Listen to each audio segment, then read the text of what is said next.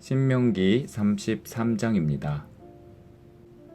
르우벤은 죽지 아니하고 살기를 원하며 그 사람 수가 적지 않기를 원하나이다. 유다에 대한 축복은 이러하니라. 일러스되 여호와여 유다의 음성을 들으시고 그의 백성에게로 인도하시오며 그의 손으로 자기를 위하여 싸우게 하시고 주께서 도우사 그가 그 대적을 치게 하시기를 원하나이다. 레위에 대해서는 일러스되 주의 둠밈과 우림이 주의 경건한 자에게 있도다. 주께서 그를 마사에서 시험하시고 무리바 물가에서 그와 다투셨도다. 그는 그의 부모에게 대하여 이르기를 내가 그들을 보지 못하였다 하며 그의 형제들을 인정하지 아니하며 그의 자녀를 알지 아니한 것은 주의 말씀을 준행하고 주의 언약을 지킴으로 말미암음이로다. 주의 법도를 야곱에게 주의 율법을 이스라엘에게 가르치며 주 앞에 분향하고 온전한 번제를 주의 제단 위에 드리리로다.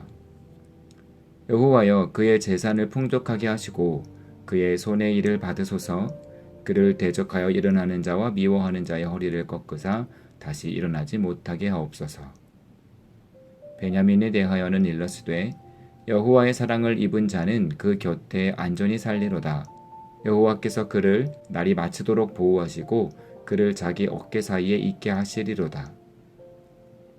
요셉에 대하여는 일러스되 원하건대 그 땅이 여호와께 복을 받아 하늘의 보물인 이슬과 땅 아래에 저장한 물과 태양이 결실하게 하는 선물과 태음이 자라게 하는 선물과 옛 산의 좋은 산물과 영원한 작은 언덕의 선물과 땅의 선물과 거기 충만한 것과 가시 떨기나무 가운데에 계시던 이의 은혜로 말미암아 복이 요셉의 머리에 그의 형제 중 구별한 자의 정수리에 임할지로다.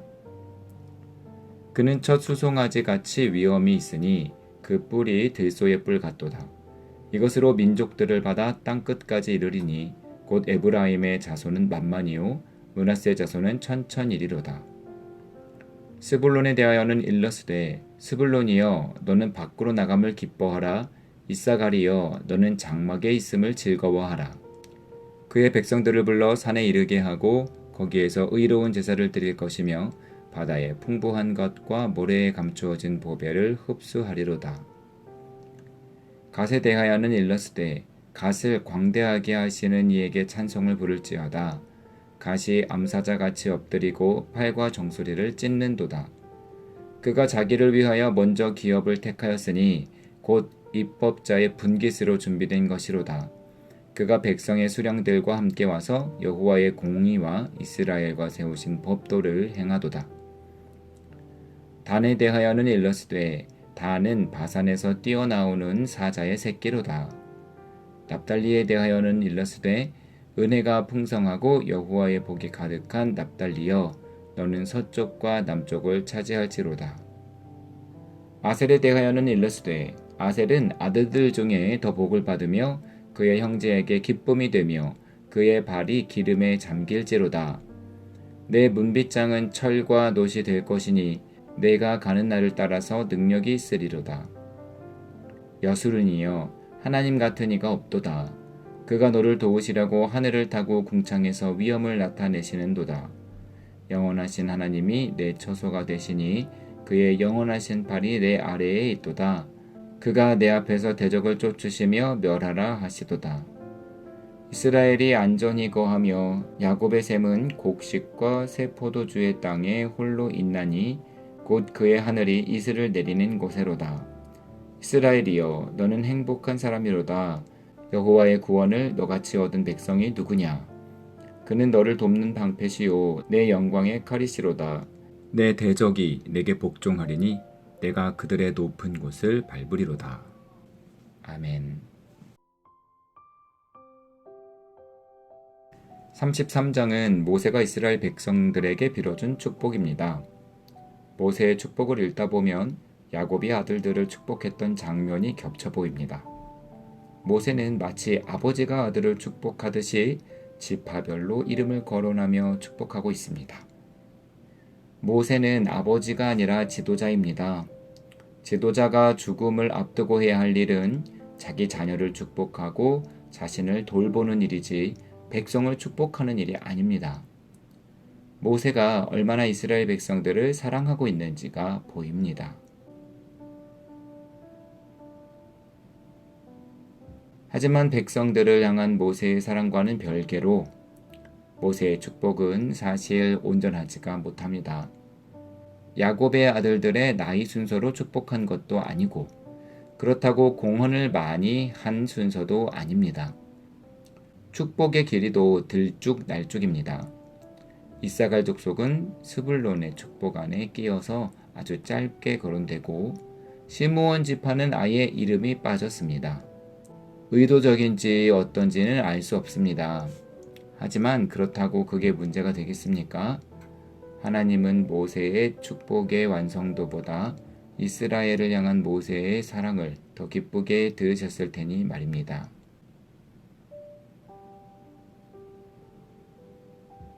축복의 내용 가운데 르우벤 지파를 향한 축복이 매우 인상적입니다. 이것이 축복인가 싶습니다. 르우벤은 죽지 아니하고 살기를 원하며 그 사람 수가 적지 아니하기를 원하나이다. 사실 야곱의 장자 르우벤은 심각한 성적인 죄를 지어서 야곱으로부터 너는 탁월하지 못하리라는 저주에 가까운 축복을 받았습니다. 저주를 받았다고 그의 인생이 나아가 그 후손의 인생이 회생 불가능하게 되는 것일까요? 그럴 수가 없습니다. 저주를 받았더라도 복받을 삶을 산다면 저주를 끊을 수가 있습니다. 궁금한 것은 모세는 왜 이런 축복밖에 빌어주지 못했는가 하는 것입니다.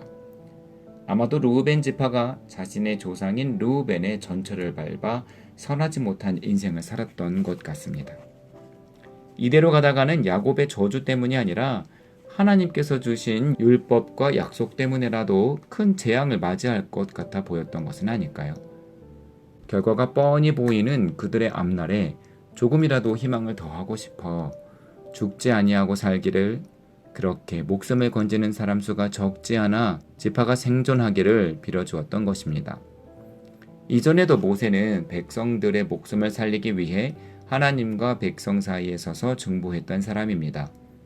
르우벤 지파의 목숨을 살리려는 모세의 사랑이 그러한 축복을 가능하게 만들었을 것입니다. 각 지파의 축복이 차례차례 이어진 후에 마지막으로 이스라엘 전체를 향한 축복이 등장합니다. 여수르는 이스라엘의 별명입니다. 모세는 여수른을 위하여 여러 축복을 빌어줍니다. 하나님의 도우심이 그들을 대적들로부터 보호하시기를, 곡식과 포도주가 풍성히 자라기를 빌어주고 있습니다. 즉 모세는 이스라엘이 한 국가로서 우뚝 서도록 하나님께서 지켜주시기를 원했습니다. 사실 모세가 이스라엘을 향해 빈 축복은 새로운 것이 아닙니다. 이 복의 내용들은 이전에도 하나님께서 이스라엘을 향해 베푸시던 것이었으니 말입니다.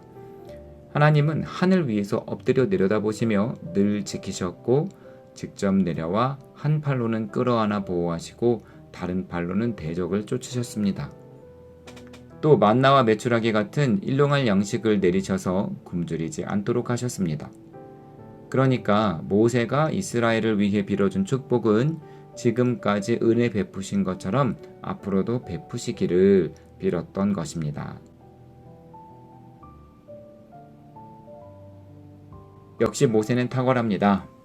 모세는 알았던 것입니다. 평범함이, 무탈이, 여전함이 축복인 것을 말입니다. 사람들은 평소에는 그것이 축복인 것을 감지하지 못합니다. 그러나 평범함을 빼앗기는 순간 그것이 얼마나 복이었는지를 절감합니다. 평범했던 일상이, 무탈했던 직장 생활이, 변함없이 이어지던 가정 생활이 모두 엄청난 하나님의 은혜임을 모세는 알았던 것입니다. 그래서 그런 축복을 빌어준 것입니다. 하나님께서는 인간의 평범하고 무탈한 인생을 위해서 그분의 공간인 하늘을 벗어나 땅으로 내려와 사람들의 피난처가 되어주시고, 사람들을 품어 안아 방패와 칼로 보호하여 주십니다. 이것이 얼마나 큰 특혜인지 사람들은 알지 못합니다. 아마도 하나님이 눈에 보이지 않는 분이어서 그렇겠죠. 하나님은 보이지 않지만 하나님께서 하시는 일은 볼 수 있으니 눈을 크게 뜨고 살펴야겠지요. 내게 베푸시는 하나님의 은혜를 찾아야겠지요. 어제의 일상이 오늘도 계속되고 있다면 그것은 엄청난 은혜입니다. 사람들은 좋은 대학에 붙어야, 대기업에 취직이 돼야, 로또에 당첨이 되어야 그것이 하나님의 축복인 줄로 압니다. 물론 아니라고 말하고 싶겠지만 우리 역시 그런 일들을 위해서 기도했고 그런 일들이 일어날 때 감사하지 않았습니까? 그러나 일찍이 모세가 터득했던 것처럼 어제의 은혜가 오늘도 내일도 유지된다면 그것이야말로 큰 축복입니다.